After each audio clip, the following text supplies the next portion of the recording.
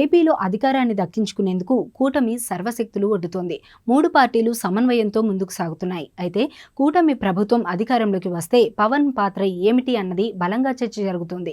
మొన్నటి వరకు అయితే పవర్ షేరింగ్ పై పెద్ద ఎత్తున రచ్చ నడిచింది. కానీ వాటన్నింటికీ ఇప్పుడు ఫుల్ స్టాప్ పడింది. పొత్తులో భాగంగా జనసేనకు 21 అసెంబ్లీ సీట్లు దక్కాయి. అయితే ఈ సీట్లలో జనసేన గెలిచే స్థానాలను బట్టి కూటమి ప్రభుత్వంలో పవన్ ప్రాధాన్యత తెలుస్తుంది. అయితే చంద్రబాబు సీఎం షేరింగ్ పవన్ కళ్యాణ్ కు కల్పిస్తారా, లేకుంటే సీఎంతో సమానమైన పదవిని క్రియేట్ చేస్తారా అన్నది తెలియాల్సి ఉంది. పవన్ ను సీఎంగా చూడాలని కాపులు ఆశిస్తున్నారు. కానీ జనసేనాని ఈ విషయంలో చంద్రబాబుతో ఎటువంటి స్పష్టత తెచ్చుకోలేకపోయారు.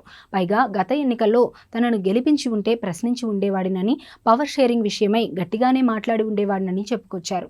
తన పార్టీకి సీట్ల కేటాయింపు విషయంలో హరిరామ జోగయ్య వంటి వారు ఇచ్చిన సలహాలను పెద్దగా పట్టించుకోలేదు. ఇక ముద్రగడ పద్మనాభం లాంటి కాపు ఉద్యమ నేత పార్టీలోకి వస్తానన్నా పెద్దగా ఆసక్తి చూపలేదు. ఈ పరిణామాల క్రమంలో పవన్ పవర్ షేరింగ్ కు కట్టుబడరని ఒక ప్రచారం అయితే ఉంది.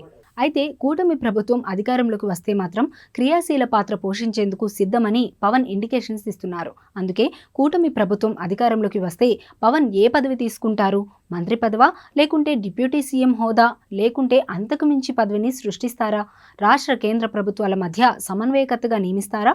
ఇలా రకరకాల ప్రశ్నలు తలెత్తుతున్నాయి. కూటమి అధికారంలోకి వస్తే ఖచ్చితంగా సీఎం పదవిని చంద్రబాబే తీసుకుంటారని, పూర్తి పదవీ కాలం ఆయనే ఉంటారని, ఇందులో మరో చర్చకు అవకాశం లేదని లోకేష్ ఆ మధ్యన కుండ బద్దలు కొట్టినట్లు చెప్పేశారు. తర్వాత హరిరామ జోగయ్య స్ట్రాంగ్గా రియాక్ట్ అయ్యారు. కానీ ఆ స్థాయిలో పవన్ స్పందించలేదు, పట్టించుకోలేదు కూడా. అయితే సేనాని విషయంలో పవర్ షేరింగ్ ఉంటే ఈ పాటికే మాట్లాడి ఉండేవారని, కానీ పవన్ కేవలం జగన్ నుంచి అధికారాన్ని దూరం చేసేందుకే ఆరాట పడుతున్నారని ఈ పరిణామాలు తెలియజేస్తున్నాయి. ప్రస్తుతం జనసేనకి 21 అసెంబ్లీ సీట్లు కేటాయించారు. బీజేపీకి మరో 10 అసెంబ్లీ సీట్లు వెళ్లాయి. ఈ 31 చోట్ల ఆ రెండు పార్టీల విజయం బట్టి కూటమిలో వాటి ప్రాధాన్యత ఉంటుంది. అయితే గెలుపోటములతో సంబంధం లేకుండా పవన్ కు చంద్రబాబు అత్యంత ప్రాధాన్యం ఇస్తారు. పవర్ షేరింగ్ విషయంలో స్పష్టత లేకపోయినా మంత్రిగా తీసుకుని పవన్ ఒక్కరికి డిప్యూటీ సీఎం హోదా కట్టబెడతారని తెలుస్తోంది. 2014 ఎన్నికల్లో పొత్తులో భాగంగా బీజేపీ 12 అసెంబ్లీ సీట్లలో పోటీ చేసింది.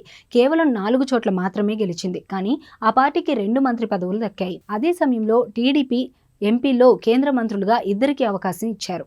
అయితే ఇప్పుడు కూటమి అధికారంలోకి వస్తే జనసేనతో పాటు బీజేపీకి మంత్రి పదవులు ఇవ్వాలి. జనసేనలో ఫస్ట్ చాయిస్ పవన్ కళ్యాణ్ది కాగా రెండో ఆప్షన్గా నాదెండ్ల మనోహర్ ఉన్నారు.